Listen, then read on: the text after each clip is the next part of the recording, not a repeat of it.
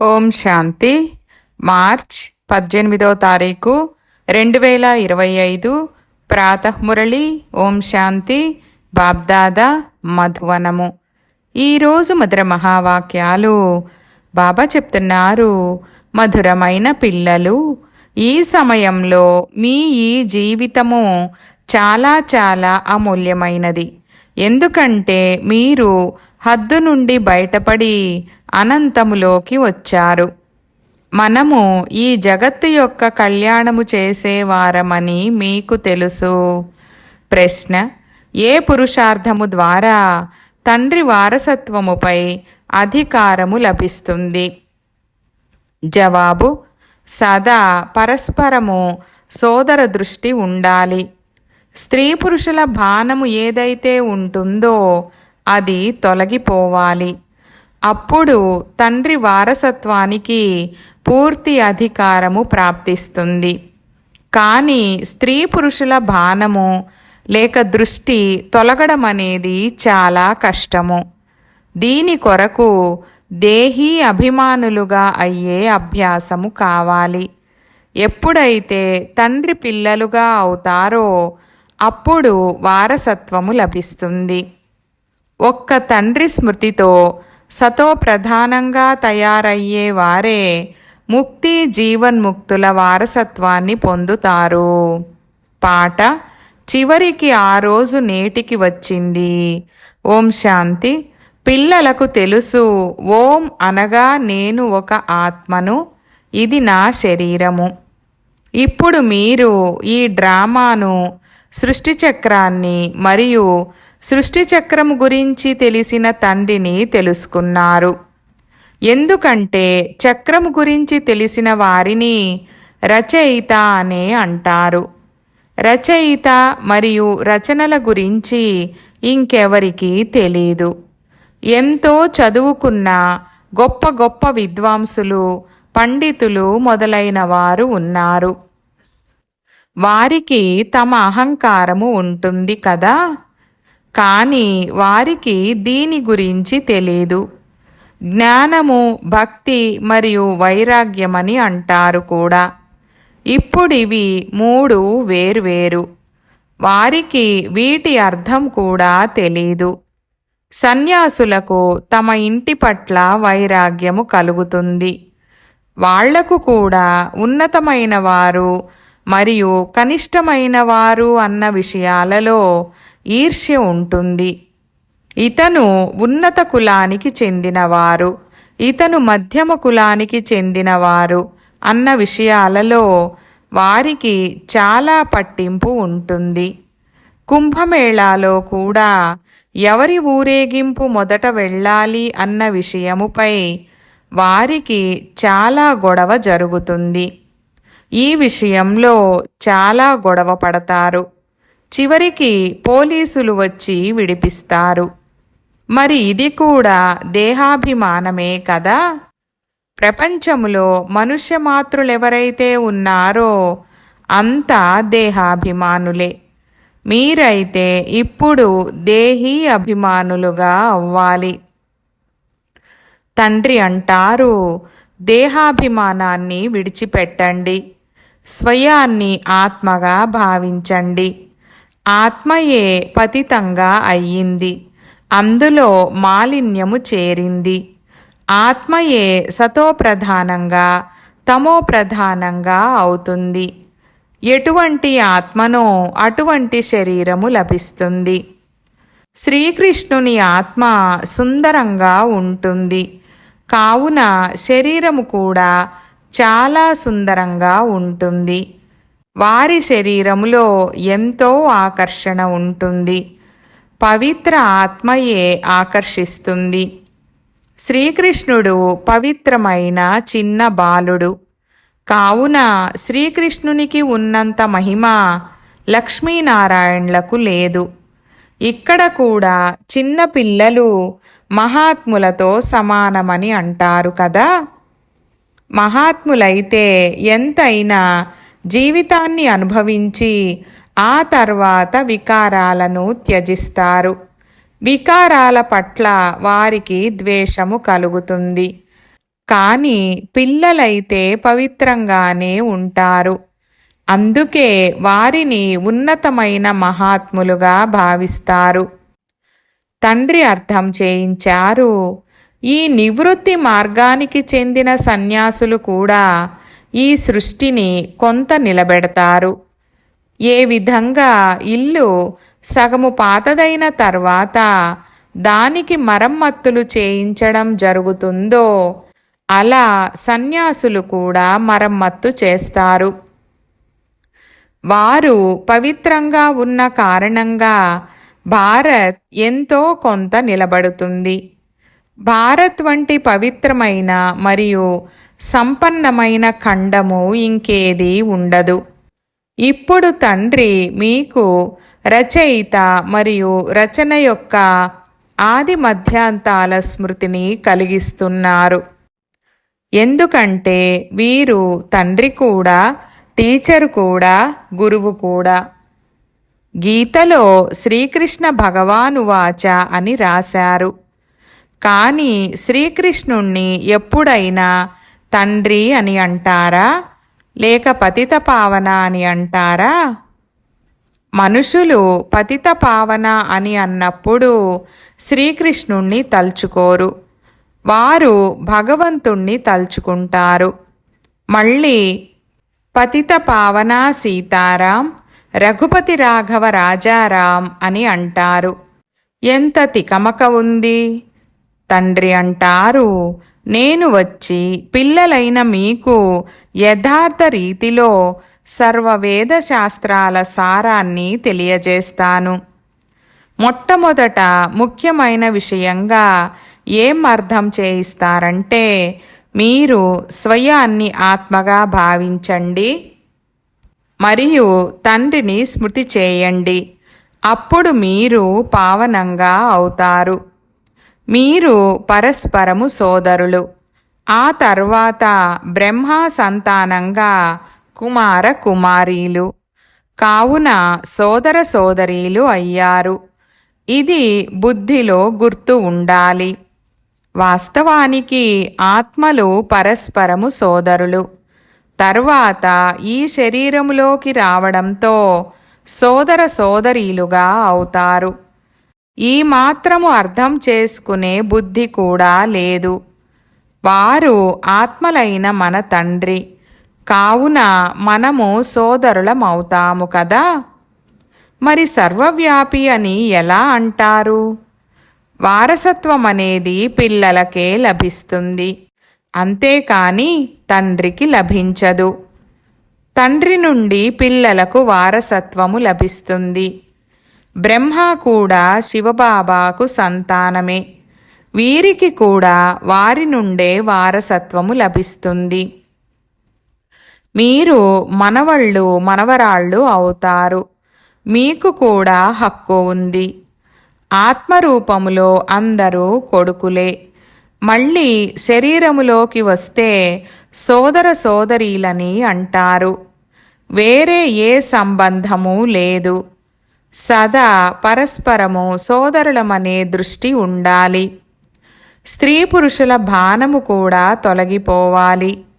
స్త్రీ పురుషులు ఇద్దరూ ఓ గాడ్ ఫాదర్ అని అంటున్నప్పుడు మరి పరస్పరము సోదర సోదరీలు అయినట్లు కదా. తండ్రి సంగమ యుగములో వచ్చి రచనను రచించినప్పుడే సోదర సోదరీలు అవుతారు. కానీ స్త్రీ పురుషుల దృష్టి చాలా కష్టము మీద తొలగుతుంది. తండ్రి అంటారు, మీరు దేహీ అభిమానులుగా అవ్వాలి. తండ్రికి పిల్లలుగా అయితేనే వారసత్వము లభిస్తుంది. నన్నొక్కరినే స్మృతి చేసినట్లయితే సతోప్రధానంగా అవుతారు. సతోప్రధానంగా అవ్వకుండా మీరు తిరిగి ముక్తి జీవన్ముక్తిలోకి వెళ్ళలేరు. ఈ యుక్తిని సన్యాసులు మొదలైన వారెవరూ ఎప్పుడూ చెప్పరు.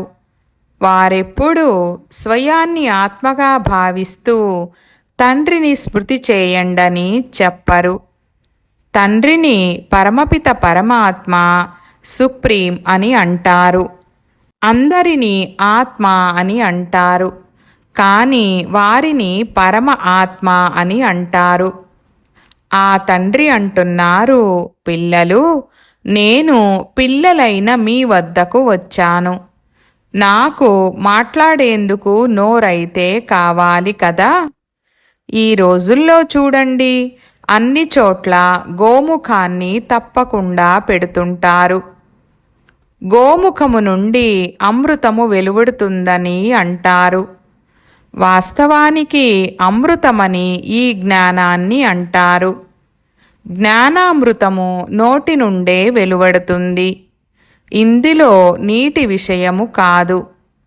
ఇతను గోమాత కూడా. బాబా వీరిలో ప్రవేశించారు. తండ్రి వీరి ద్వారా మిమ్మల్ని తనవారిగా చేసుకున్నారు. వీరి ద్వారా జ్ఞానము వెలువడుతుంది. వారైతే ఒక రాయిని చెక్కి దానిలో ఒక నోరును తయారు చేశారు. దానిలో నుండి నీరు వస్తుంది. అది భక్తిలోని ఆచారము కదా. యథార్థమైన విషయాలు మీకు తెలుసు.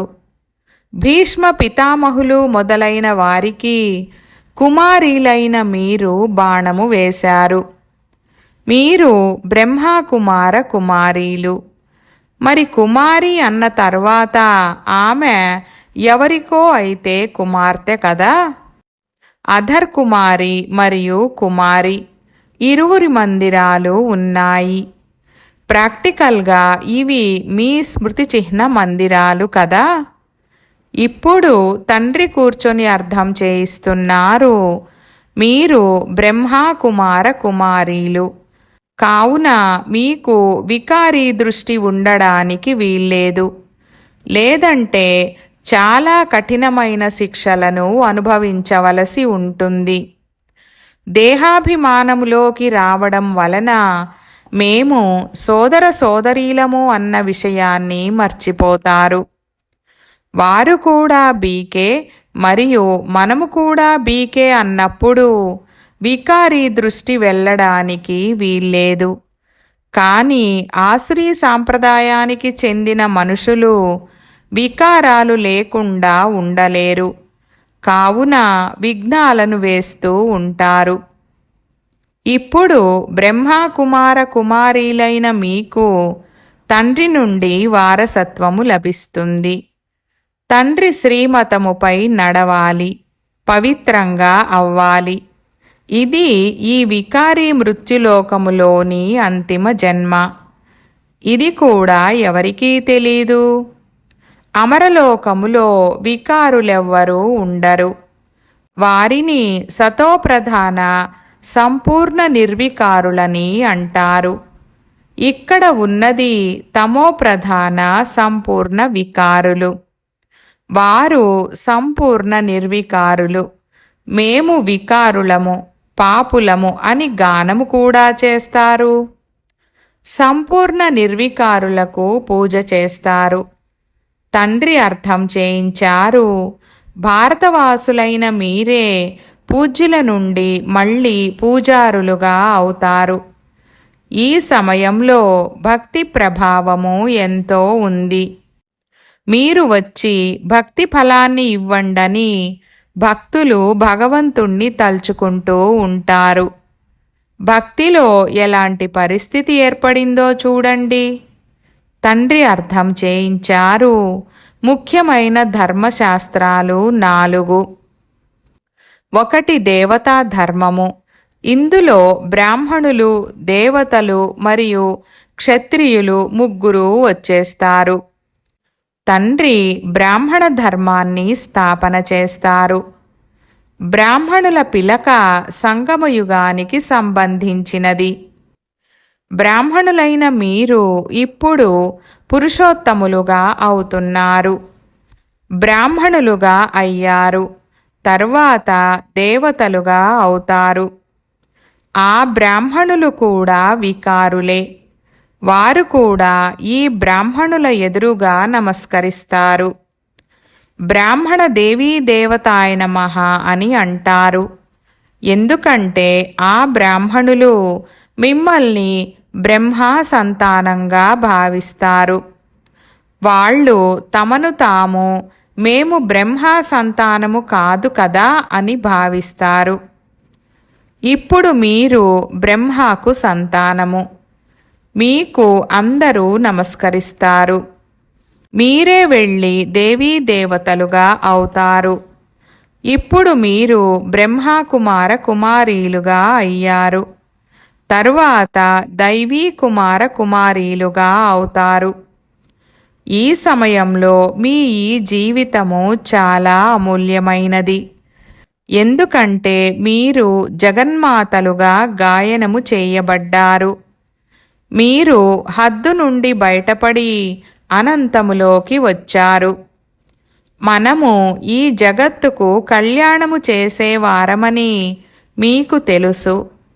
కావున ప్రతి ఒక్కరూ జగన్మాతలు మరియు జగత్పితలు.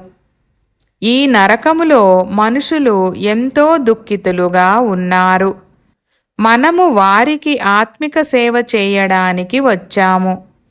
మనము వారిని స్వర్గవాసులుగా తయారు చేసే తీర్తాము. మీరు సైన్యము. దీనిని యుద్ధస్థలమని కూడా అంటారు.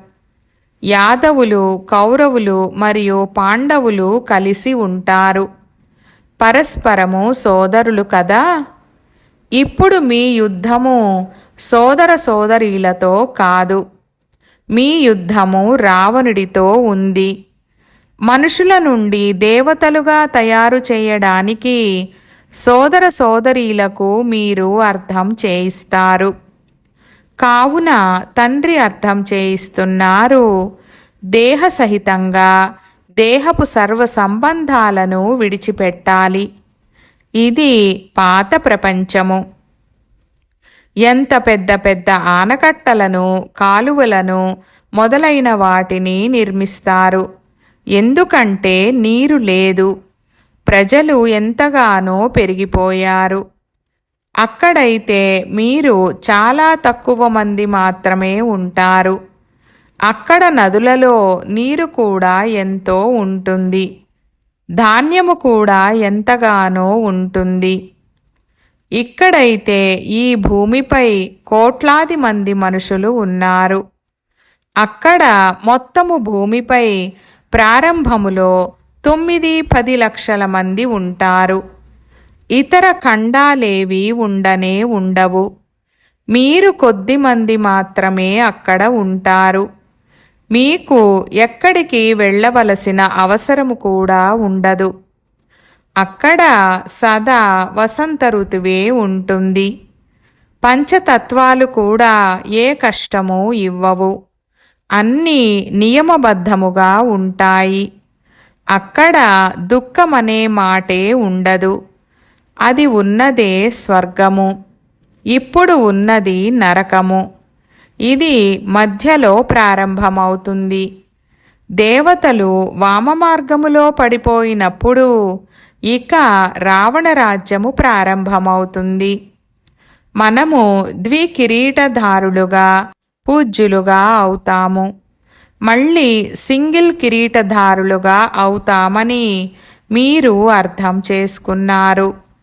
సత్యయుగములో పవిత్రత యొక్క చిహ్నముగా కూడా కిరీటము ఉంటుంది. దేవతలందరూ పవిత్రంగానే ఉంటారు. ఇక్కడ పవిత్రమైన వారు ఎవరూ లేరు.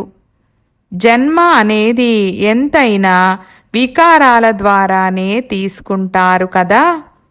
అందుకే దీనిని భ్రష్టాచారీ ప్రపంచమని అంటారు. సత్యయుగము శ్రేష్టాచారీ ప్రపంచము.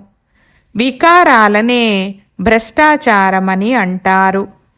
సత్యయుగంలో పవిత్ర ప్రవృత్తి మార్గము ఉండేదని, వారిప్పుడు అపవిత్రంగా అయిపోయారని పిల్లలకు తెలుసు. ఇప్పుడు మళ్ళీ పవిత్ర శ్రేష్టాచారీ ప్రపంచము తయారవుతుంది. సృష్టి చక్రము తిరుగుతూ ఉంటుంది కదా. పరమపిత పరమాత్మనే పతిత పావన అని అంటారు. భగవంతుడు ప్రేరణ ఇస్తారని మనుషులు అంటారు. ఇప్పుడు ప్రేరణ అనగా ఆలోచన. ఇందులో ప్రేరణ యొక్క విషయమేమీ లేదు. నేను శరీరాన్ని ఆధారంగా తీసుకోవలసి ఉంటుందని వారు స్వయంగా చెప్తున్నారు. నేను నోరు లేకుండా శిక్షణ ఎలా ఇవ్వగలను? ప్రేరణ ద్వారా ఎవరికైనా శిక్షణ ఇవ్వడము జరుగుతుందా? భగవంతుడు ప్రేరణ ద్వారా ఏమీ చేయరు. తండ్రైతే పిల్లలను చదివిస్తారు. ప్రేరణ ద్వారా చదువుకోవడం జరగదు. తండ్రి తప్ప సృష్టి యొక్క ఆది మధ్యాంతాల రహస్యాన్ని ఇంకెవరూ తెలియజేయలేరు. వారికి తండ్రి గురించే తెలీదు. కొందరు వారిని లింగమని అంటారు, కొందరు అఖండ జ్యోతని అంటారు, కొందరు బ్రహ్మతత్వమే ఈశ్వరుడని అంటారు.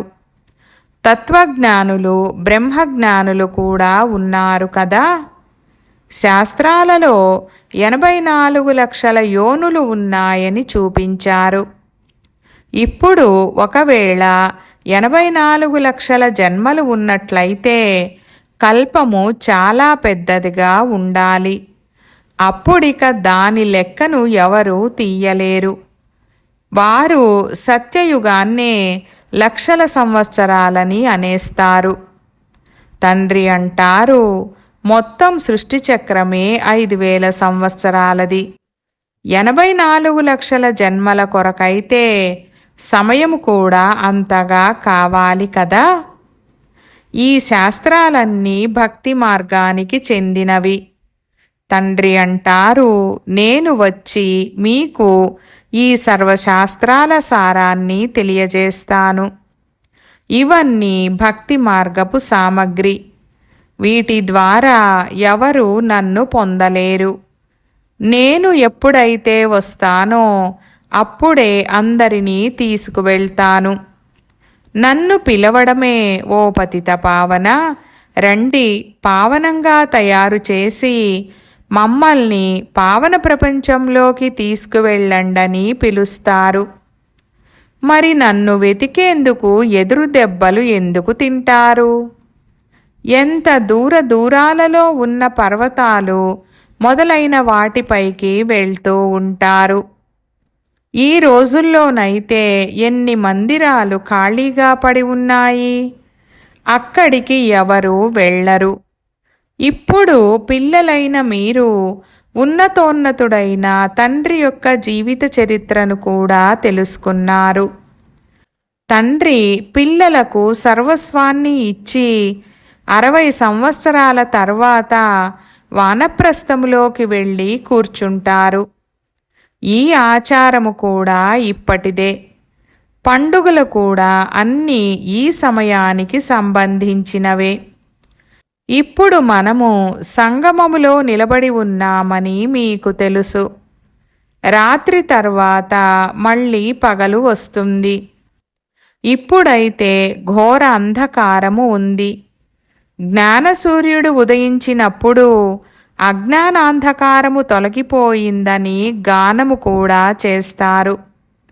మీకు తండ్రి మరియు రచన యొక్క ఆది మధ్యాంతాల గురించి ఇప్పుడు తెలుసు. తండ్రి ఏ విధంగా నాలెడ్జ్ఫుల్గా ఉన్నారో అలా మీరు కూడా మాస్టర్ నాలెడ్జ్ఫుల్గా అయ్యారు. పిల్లలైన మీకు తండ్రి నుండి అనంతమైన సుఖము యొక్క వారసత్వము లభిస్తుంది. లౌకిక తండ్రి నుండైతే హద్దు వారసత్వము లభిస్తుంది. దాని ద్వారా అల్పకాలికమైన సుఖము లభిస్తుంది. దానినే సన్యాసులు కాకిరెట్టతో సమానమైన సుఖమని అంటారు. కావున సన్యాసులు ఇక్కడికి వచ్చి సుఖము కొరకు పురుషార్థము చెయ్యలేరు. వారు ఉన్నదే హఠయోగులు, మీరు రాజయోగులు. మీ యోగము తండ్రితో ఉంది, వారి యోగము తత్వముతో ఉంది. ఇది కూడా డ్రామాగా తయారు చేయబడి ఉంది. అచ్చా, मीठे मीठे सिकीलते बच्चों प्रति मात पिता बाप दादा का याद प्यार और गुड मॉर्निंग। रूहानी बाप की रूहानी बच्चों को नमस्ते। हम रूहानी बच्चों की रूहानी बाप दादा को याद प्यार गुड मॉर्निंग और నమస్తే నమస్తే బాబా నమస్తే. ధారణ కొరకు ముఖ్య సారము. 1వ పాయింట్, పావనంగా అయ్యేందుకు ఆత్మలమైన మనము పరస్పరము సోదరులమని, తర్వాత బ్రహ్మకు సంతానముగా సోదర సోదరీలమని ఈ దృష్టిని పక్కా చేసుకోవాలి. ఆత్మ మరియు శరీరము రెండింటిని పావనంగా సతోప్రధానంగా తయారు చేసుకోవాలి. దేహాభిమానాన్ని విడిచిపెట్టాలి. 2వ పాయింట్, మాస్టర్ నాలెడ్జ్ఫుల్గా అయ్యి అందరికీ రచయిత మరియు రచన యొక్క జ్ఞానాన్ని వినిపించి ఘోర అంధకారము నుండి బయటకు తీయాలి. నరకవాసులైన మనుషులను ఆత్మిక సేవ చేసి స్వర్గవాసులుగా తయారు చెయ్యాలి. వరదానము, మాస్టర్ జ్ఞానసాగరుడుగా అయ్యి జ్ఞానము యొక్క లోతుల్లోకి వెళ్ళే అనుభవము రూపీ రత్నాలతో సంపన్న భవ.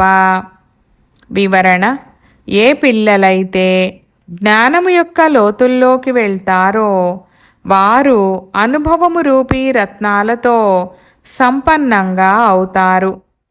ఒకటేమో జ్ఞానాన్ని వినడము మరియు వినిపించడము, రెండవది అనుభవీమూర్తులుగా అవ్వడము.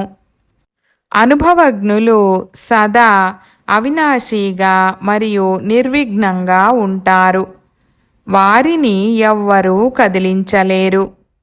అనుభవజ్ఞుల ముందు మాయ యొక్క ఎటువంటి ప్రయత్నము సఫలమవ్వదు. అనుభవజ్ఞులు ఎప్పుడూ మోసపోలేరు. అందుకే అనుభవాలను పెంచుకుంటూ ప్రతి గుణము యొక్క అనుభవీమూర్తులుగా అవ్వండి.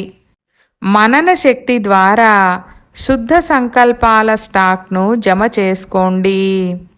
స్లోగన్: ఎవరైతే దేహము యొక్క సూక్ష్మ అభిమానపు సంబంధము నుండి కూడా అతీతంగా ఉంటారో వారే ఫరిష్తా. ఈరోజు అవ్యక్త ఇషారా పాయింట్: సంపూర్ణ సత్యత కూడా పవిత్రత ఆధారముపై ఉంటుంది.